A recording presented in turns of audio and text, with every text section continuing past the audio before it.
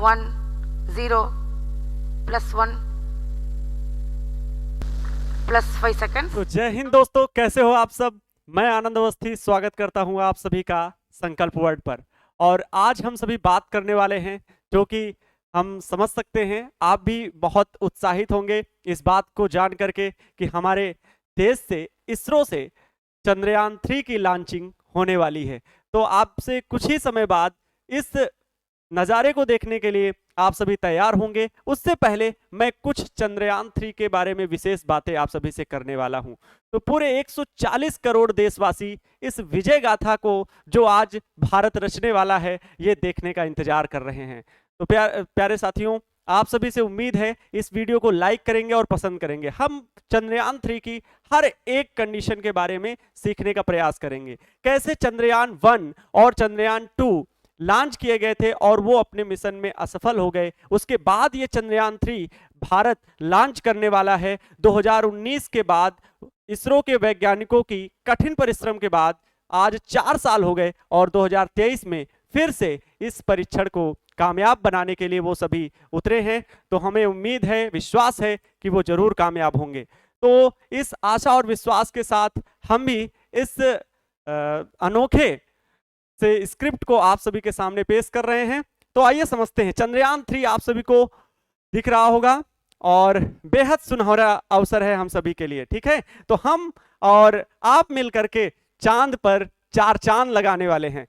तो भारत विश्व गुरु बनने वाला है, इतिहास रचने वाला है। चंद्रयान 3 चंद्रमा के उस सिरे पर जाने वाला है जहां तक आज तक कोई भी देश नहीं गया है, मतलब दक्षिणी ध्रुव पर। क्योंकि हम सभी जो चंद्रमा का भाग देखते हैं वो उत्तरी ध्रुव देखते हैं, दक्षिणी ध्रुव पर कोई नहीं आज तक देश पहुंचा है। रूस, चाइना, अमेरिका जैसे देश आज भारत की इस लॉन्चिंग को देखने वाले हैं और घबराए हुए भी हैं, क्योंकि अगर भारत ऐसा काम करता है तो वह इकलौता पहला देश होगा जो चांद की दक्षिणी ध्रुव पर उतरा है। तो लेकिन चांद पर पहुंचने वाला ये चौथा देश होगा। हालांकि दक्षिणी ध्रुव पर पहुंचने वाला पहला देश होगा, क्योंकि दक्षिणी ध्रुव पर अंधेरा होता है तो वहां पर सॉफ्ट लैंडिंग करा पाना बहुत मुश्किल होता है। तो चलिए वीडियो की शुरुआत करते हैं।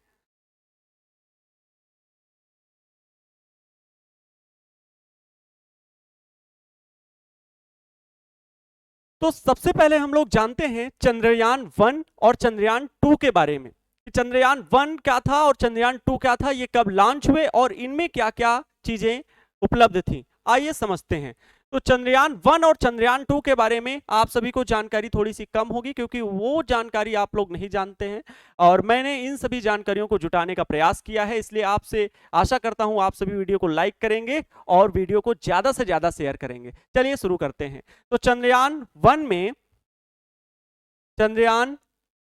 में क्या था। चंद्रयान 1 22 अक्टूबर 2008 को लॉन्च किया गया था। 22 अक्टूबर 2008 को लॉन्च किया गया था, समझ सकते हैं कितने पहले की बात है। और चंद्रमा की जो परिधि होती है उसके ये जो चंद्रयान था उसने 3400 परिक्रमा की थी। चंद्रमा की परिधि की 3400 परिक्रमा की थी चंद्रयान 1 ने। 29 अगस्त 2009 को संपर्क टूट गया।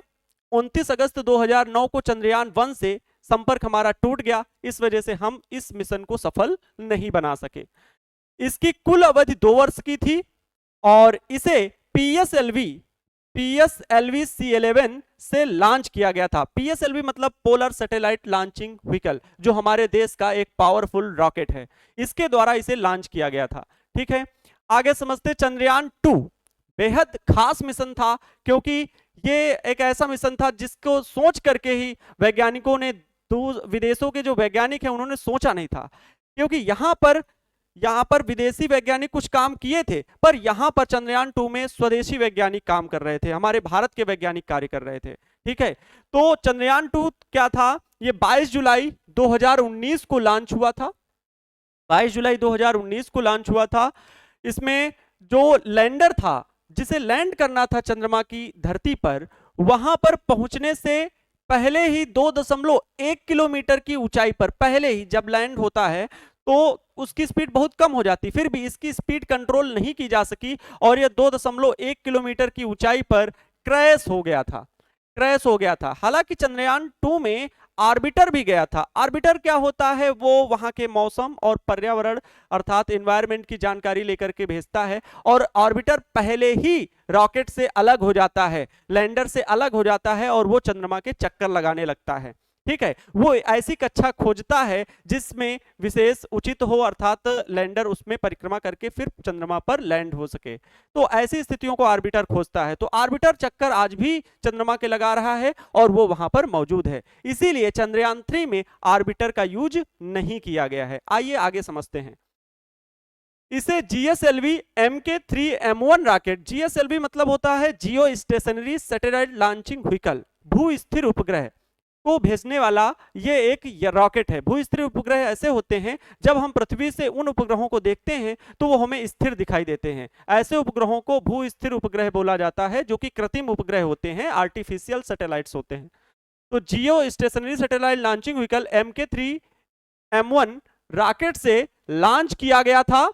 इसके लिए कुल 978 करोड़ रुपए खर्च हुए थे। प्यारे साथियों, समझ लीजिए इतनी अधिक राशि खर्च हुई थी, लेकिन जो चंद्रयान 3 है केवल और केवल 651 करोड़ रुपए खर्च हुए हैं। हालांकि अभी इसरो की वेबसाइट पर मैंने चेक किया, अभी इसके लिए कोई पुख्ता जानकारी उस पर नहीं शो की गई है। फिर भी जो भी जानकारियां मुझे प्राप्त हुई हैं रिसर्च में, वो मैं आपको बता रहा हूं। 651 करोड़ रुपए, जो कि बहुत ही कम राशि है। इसे ही सब देख करके सारे विदेशी जो हैं वो घबराए हुए हैं कि इतने कम खर्च में चंद्रयान 3 जैसा मिशन लॉन्च होने वाला है भारत से।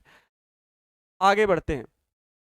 चंद्रयान 3 की क्या खास बातें हैं वो मैंने यहां पर नोट डाउन की हैं। आइए आपको एक एक करके समझाते हैं।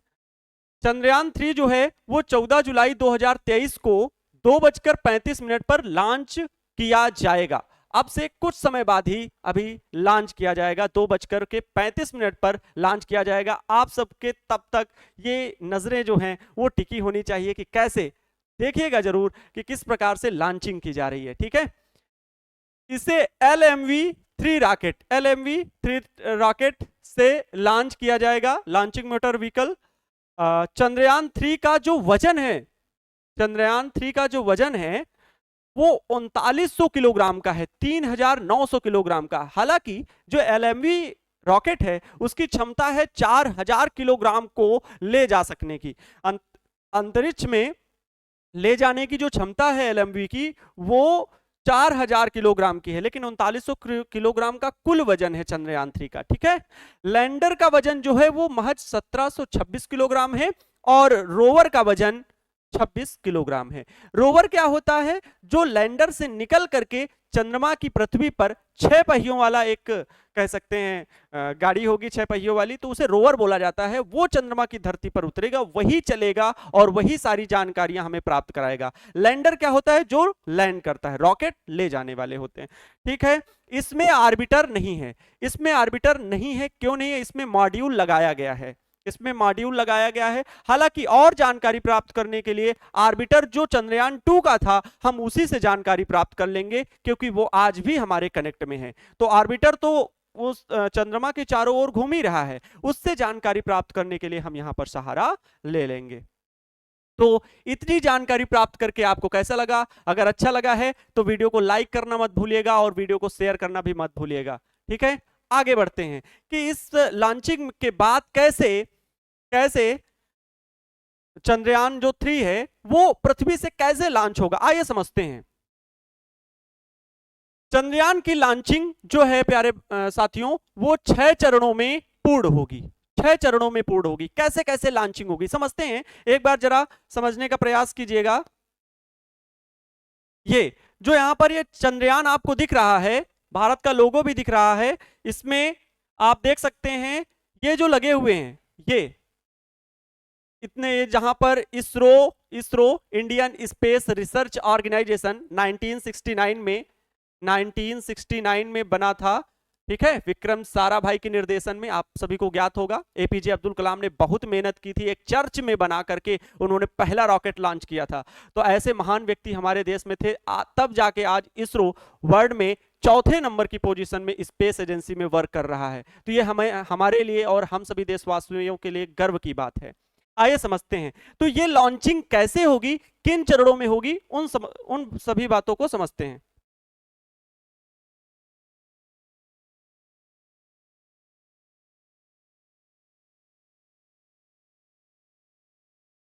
देखिए, चंद्रयान की लॉन्चिंग 6 चरणों में पूर्ण होगी। पहला चरण है बूस्टर।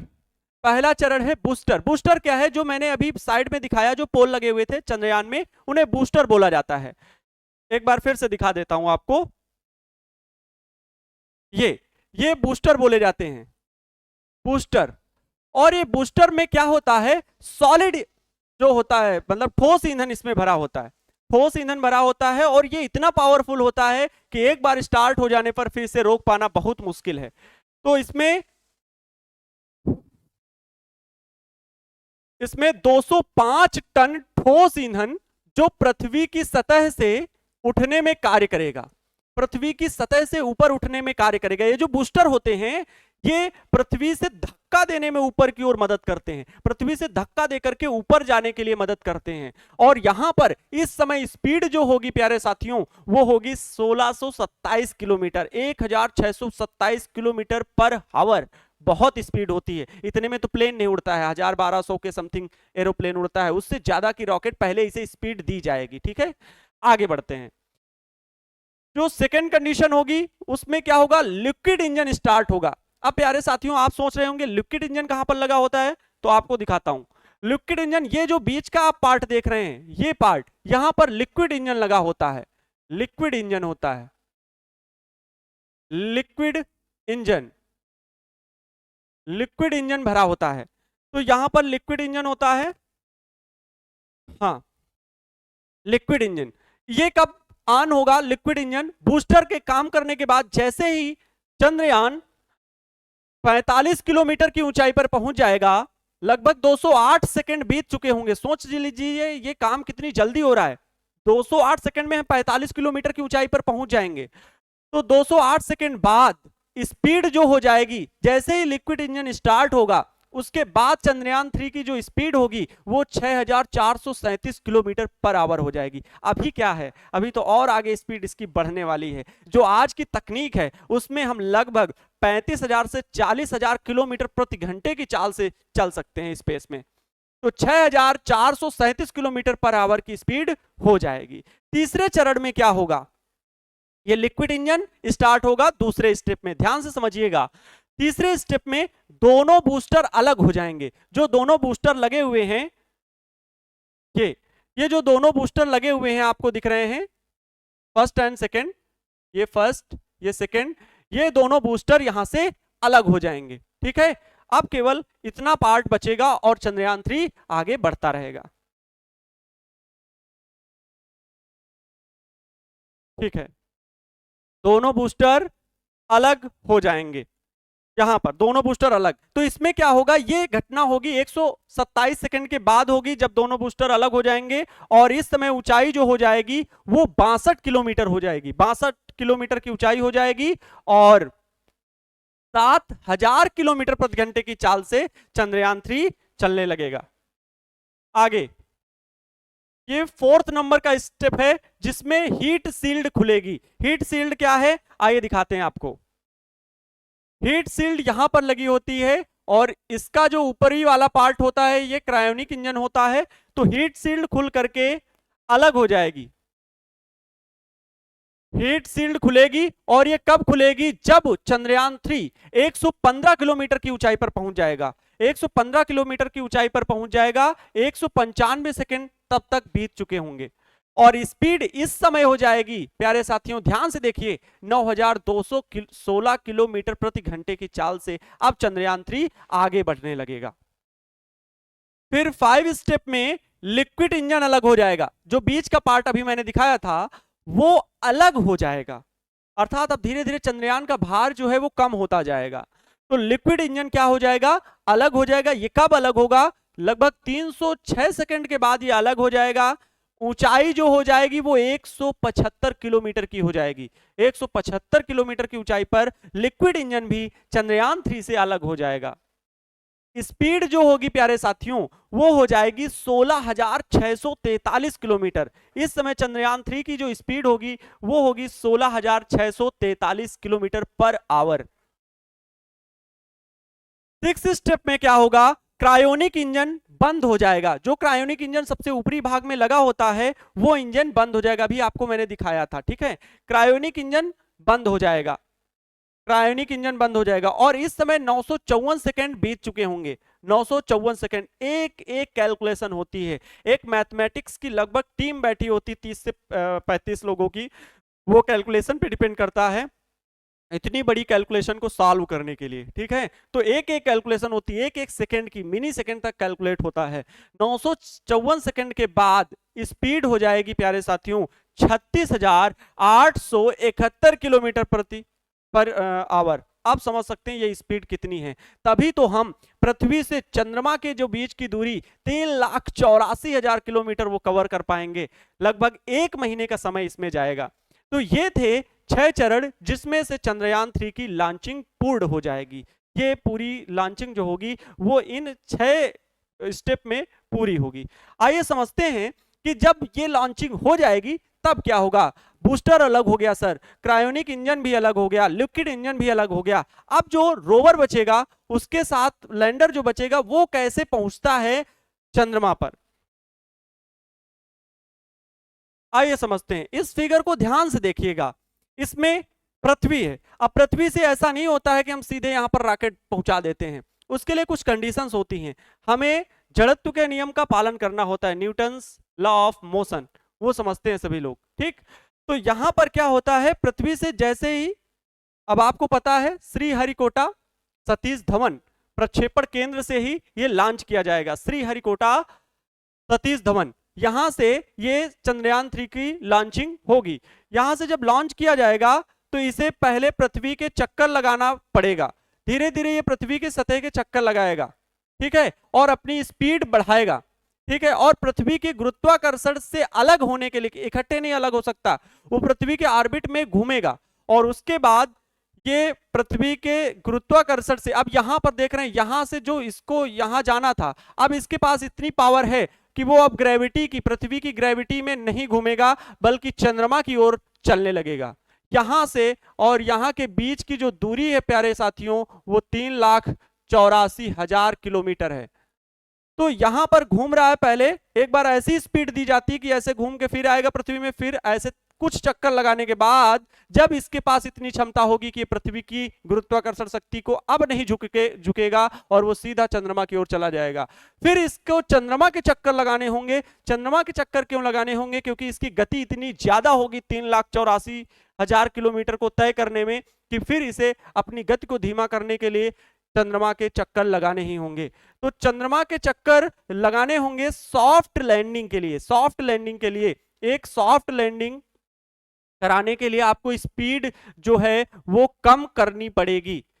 सॉफ्ट लैंडिंग तभी पॉसिबल है जब स्पीड क्या हो, कम हो, स्पीड कम हो जाए, ठीक है, स्पीड कम हो ऐसे। तो यहां पर पहले क्या होगा, जो लैंडर है वो यहां पर लैंड करेगा, सॉफ्ट लैंडिंग हो जाएगी। और चंद्रमा का हम आधा पार्ट ही देख पाते हैं, क्योंकि चंद्रमा जो है वो मूव नहीं करता है, वो केवल पृथ्वी के चारों ओर ऐसे ही घूम रहा है, वो अपनी जगह पे नहीं घूम रहा है। तो हमें आज तक जितना भी भाग दिखा है वो चंद्रमा का उत्तरी ध्रुव ही दिखा है, दक्षिणी ध्रुव पीछे छिपा हुआ है और हम वहां पर पीछे पहुंचने वाले हैं। अभी तक रूस, चाइना, अमेरिका, ये जो चंद्रमा पर पहुंचे हैं वो चंद्रमा के उत्तरी ध्रुव पर पहुंचे हैं, जहां पर साफ दिखाई देता है, जबकि दक्षिणी ध्रुव पर अंधेरा होता है, वहां पर सॉफ्ट लैंडिंग करा पाना इतना आसान नहीं है। लेकिन यह कारनामा भारत करने वाला है, अर्थात चंद्रमा पे 4 चांद लगाने वाला है। और हम इस मुकाम को पाने की पूरी कोशिश कर रहे हैं